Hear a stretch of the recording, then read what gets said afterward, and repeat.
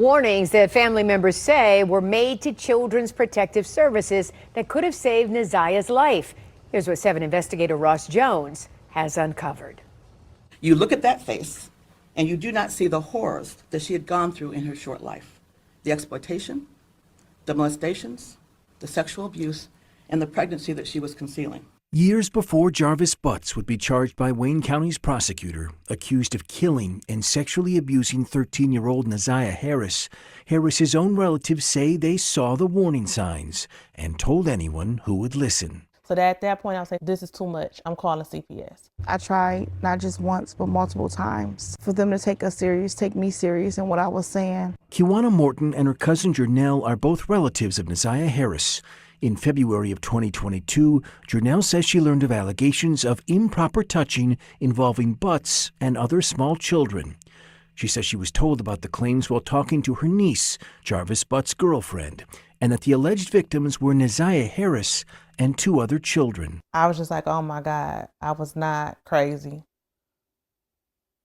This needs to be looked into. She says she took the claim seriously in part because Butts was on the sex offender registry, having spent more than 8 years in prison for third-degree criminal sexual conduct.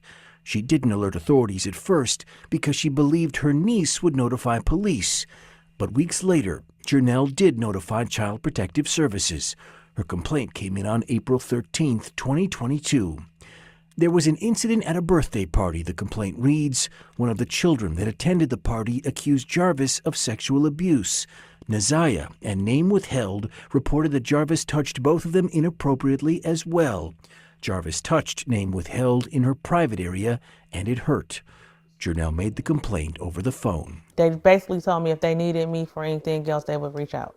The next day, Jernell would receive a text from her niece, Butts' girlfriend, confirming that CPS had contacted her.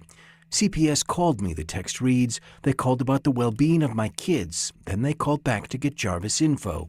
A CPS spokeswoman would not tell 7 News Detroit if investigators ever questioned Naziyah Harris after receiving the complaint. But we do know it wasn't the only complaint filed with CPS, naming Jarvis Butts. And it wasn't easy for me to call Protective Services just because of the horror stories that you hear. Kiwana Morton said she heard about the same allegations against Butts from a conversation with his girlfriend. 2 months after her cousins called to CPS, she would file her own complaint. I told them that there's a problem and they need to be aware of it. I am 90% sure that there's sexual abuse going on within the home. Did you specifically mention Jarvis by name? Yes, absolutely. Internal CPS records we obtained show that investigators looked into that complaint, conducting a face-to-face interview with Butts, who strongly denied the allegation. A forensic interview was conducted with the alleged victim, and no disclosures were made.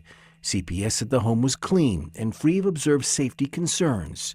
The allegation was denied, assigned a low-risk level. These are 2 complaints of at least 5 filed with CPS since 2015, naming Jarvis Butts. They allege concerns about possible molestation, physical abuse, or living conditions. Some of the complaints are generic, and none would ultimately substantiate that Butts was improperly touching children. Just over a year after the last complaint on record, Butts would be charged with sexually assaulting and murdering Naziyah Harris. I'm brokenhearted because this could have been prevented. All of it could have been prevented. Attorneys for Jarvis Butts declined comment for this story, citing his pending criminal case. As for CPS, a spokeswoman for the Department of Health and Human Services said that their hearts go out to the family and friends of Naziyah Harris. They said that state and federal laws prohibit them from commenting on what we just reported, but that they are committed to ensuring the health and safety of all children.